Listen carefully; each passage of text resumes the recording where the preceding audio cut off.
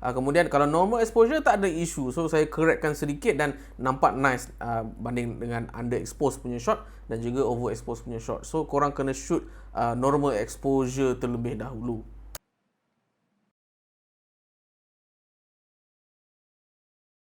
Hello, selamat datang ke Cikgu Luan. Siapa degil? Saya Rotan. Seperti yang saya janjikan, saya akan buat lagi banyak video-video berkenaan dengan color correction dan juga color grading.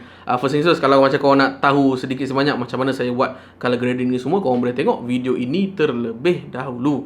Okay, kemudian untuk video kali ini saya nak bagi 5 tips untuk tujuan color correction dan juga color grading. 5 tips ni sangat penting dan kalau macam korang skip ke 5 tips ni, saya rasa korang akan ada mengalami masalah color correction dan juga color grading yang agak major lah. Dan footage-footage yang korang bakal nampak ini adalah semuanya datang daripada Sony ZV-1. Tapi korang pun boleh apply juga dekat misal kata smartphone saya, Samsung S21 regular, di mana dia pun ada pro video mode di mana kita boleh buat macam manual exposure, manual white balance dan juga resolution sehingga 8K lah. Tapi saya tak galakkan lah gunakan 8K. 4K pun sudah cukup. Alright, tanpa melengahkan masa, mari kita pergi kepada tips yang pertama. Untuk Sony ZV-1, pergi dekat setting dan cuba cari file format dulu. So kita akan pakai XAVC S4K. Kemudian kita akan ambil mode ini dan cuba cari record setting pula. Dan kita kena set kepada 25p dan juga 100M ataupun 100 MB per second. Lagi tinggi megabyte per second, lagi cun lah untuk color grading. Sebab kalau kita gunakan resolution rendah, contohnya lah sekarang ni adalah resolution 480p dan juga saya dah buat color grading sikit, so nampak macam biasa. Tapi kalau kita guna 4K resolution dan kita buat grade dan kita tengok side by side, disebabkan 4K tu dia ada extra pixel, dia boleh baca banyak lagi color information, so menyebabkan color correction dan juga color grading kita jadi much more accurate dan lagi versatile lah.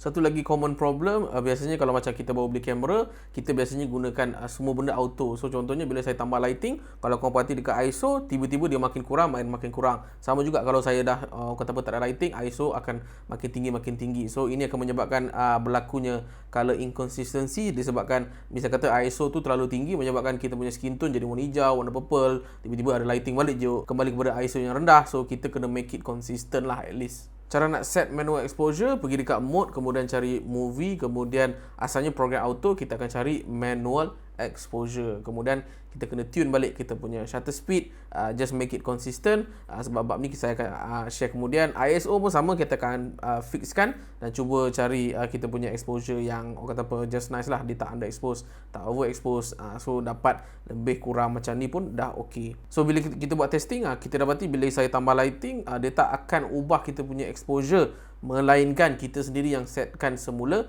manual exposure. Contohnya saya lajukan shutter speed saya ni, so nampak tak exposure kita tu dah kembali normal semula. So ini akan memudahkan color grading anda lah. Korang kena kenal juga shot underexposed tu macam mana dan juga shot overexposed tu macam mana dan apa impact dia kepada kita punya color correction lah. Contoh sekarang ni adalah overexposed dan satu lagi contoh ini adalah underexposed. Korang boleh tengok dekat bawah tu negative 2 underexposed. Kalau plus 1.7 ataupun plus 2 ni maksudnya dia overexposed. Tapi kalau dia macam kosong ataupun kalau korang tengok dalam screen ni, korang dapati macam just nice je dia punya exposure, maka kita panggil dia sebagai normal exposure.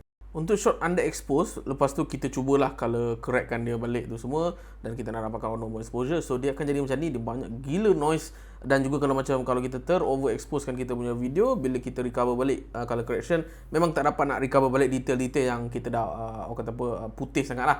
Kemudian kalau normal exposure tak ada isu, so saya correctkan sedikit dan nampak nice banding dengan underexposed punya shot dan juga overexposed punya shot. So korang kena shoot normal exposure terlebih dahulu. Satu lagi tips, kita gunakan histogram. So ZV-1 kita tekan display dan korang dapati ada macam bahagian kanan bawah tu ada box tu kan. So let's say lah kalau macam saya kurangkan shutter speed, so menyebabkan data tu ke arah kanan. Kanan ni yang paling kanan adalah data exposure warna putih, dan kalau dia ke arah information bahagian kiri, ini adalah information exposure kehitaman ataupun black lah. So ini adalah underexposed, tadi overexposed. So kita kena dapatkan normal expose yang lebih kurang macam ni, ataupun kalau korang tengok tu dia tulis 0.0. So that indicates it's a normal exposure lah. So kita kena setkan juga manual white balance. Kalau tak, secara default kita akan letak kepada auto white balance, dan korang boleh pilih lah mana-mana preset yang sedia ada, janji ianya suhu yang accurate dengan shooting semasa. Kalau korang nak tengok akibat kalau kita letak auto white balance kan, some camera tiba-tiba jadi purple tint punya gambar, kadang-kadang hijau balik, kadang-kadang purple tint, sebab dia tak tahu yang mana satu correct white balance. So korang kena setkan sendiri. Macam ZV-1 ni contoh ada custom 1, 2, 3, dan let's say saya ambil custom 2 ni, kemudian saya boleh set suhu, dan kita boleh pilih mana-mana exposure yang lagi cerah, ataupun korang boleh gunakan gray cut untuk dia calculate sendiri, dan ini adalah yang paling accurate sekali lah. Dan kemudian korang boleh fine tune lagi lah. Contoh macam korang nak magenta kan korang punya keadaan ke, ataupun korang nak hijau kan ke, boleh, itu depend kepada anda. Tapi kalau saya mungkin dia ke arah magenta sikit lah, tapi janganlah terlalu magenta sangat. So saya rasa macam by default tadi, macam sedikit magenta pun sudah mencukupi, dan saya rasa natural lah.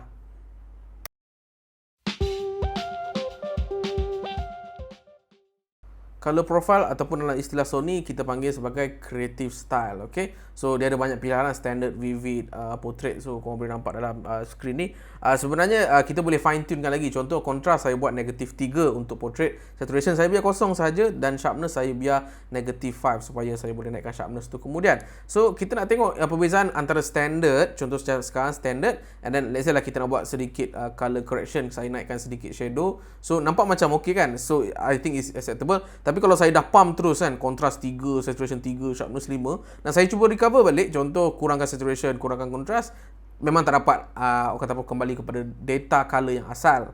Tapi satu lagi profile, saya letak kontras negatif 3, saturation kosong, sharpness negatif 5. Saya buat color correction, and then korang nampak dia boleh recover balik shadow kita tu semua. Dan kalau kita nak pump saturation tinggi-tinggi pun tak ada isu, sebab dia macam tengah-tengah lah. So kalau kita bandingkan antara 3 profile custom ni, saya rasa korang sesuai gunakan kontras negatif 3, saturation kosong, dan juga sharpness negatif 5 ataupun negatif 3 lah.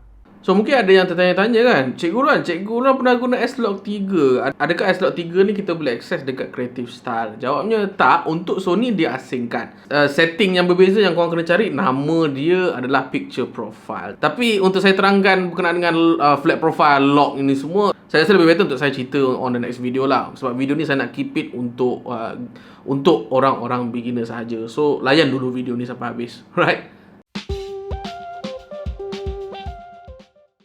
Korang janganlah buat macam ni. Contoh kan, so kita shoot dah ni, saya dah shoot Cikgu Luan, tapi saya pergi shoot dinding yang tak ada apa-apa color information. Yellow tak ada, biru tak ada, semua tak ada lah. So end up kalau saya gunakan Adobe Premiere Pro, saya buat lah color correction ke, saya nak buat macam-macam lah. Contoh basic correction, saya naikkan kontras, highlight, okay, exposure kita boleh nampak.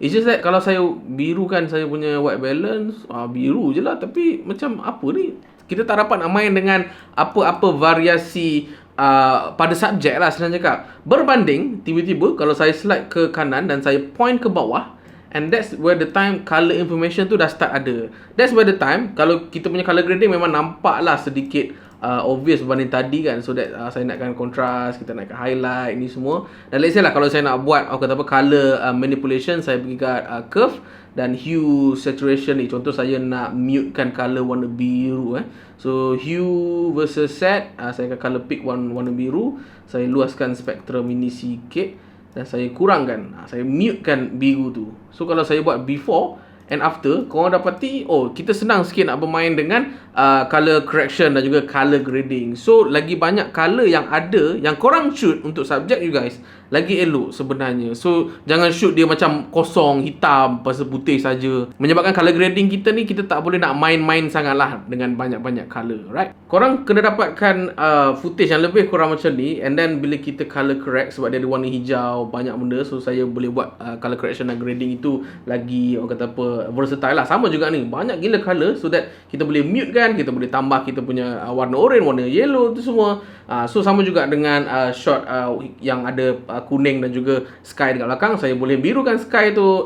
Dan yang paling ideal sebenarnya korang kena cari orang dalam korang punya video. Sebab biasanya kita nak tengok skin tone orang dan kita boleh bermain dengan skin tone dan background belakang pun kalau boleh dapatkan background yang for me melawan daripada color skin tone. Contoh dalam video yang this one, korang dapati saya punya skin tone tu warna yellow tapi dekat belakang saya tu warna hijau, so that kita boleh bermain dengan separation color dengan baik lah. Dan footage-footage ini saya akan bagi kepada you guys untuk korang training lah. Korang nak orang kata apa, color correct dan color grade macam mana, korang boleh try it out dekat Premiere Pro, DaVinci Resolve or even dekat smartphone itself. So habislah video kedua berkenaan dengan color correction dan juga color grading. InsyaAllah ada lagi video next yang saya nak buat berkenaan dengan correction dan juga grading ni. Banyak benda yang kita boleh bincangkan lah. Tapi tak apa, video ni kita tamat dulu lah. Okay, apa lagi guys nak tahu berkenaan dengan video editing dan video shooting tu semua, korang boleh roger dalam ruang komen di bawah supaya saya boleh buat video upon request you guys. Itu saja daripada saya. Saya Cikgu Uluan Sapurgil. Saya Rotan.